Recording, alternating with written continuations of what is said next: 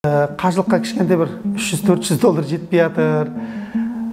Келесі жылы барса қалай болады деп жатыр ғой. Биыл жетпей жатқан 300-400 доллар келесі жылы 3000-4000 доллар жетпей қалуы мүмкін да. Көрдіңіз ба?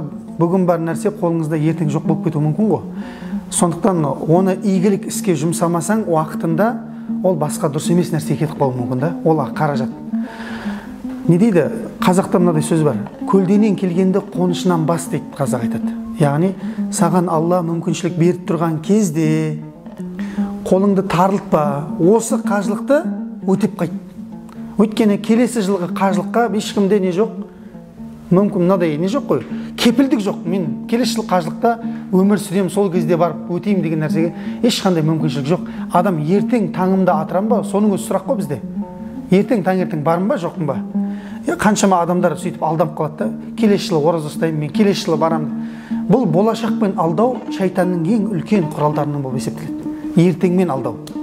Баяғыда елбасымыздың өзі айтқан жоқ қой, болашақ бүгіннен басталады деді ғой. Сондықтан бүгіннен ниет етіп, биылдан қалдырмау керек ештеңені.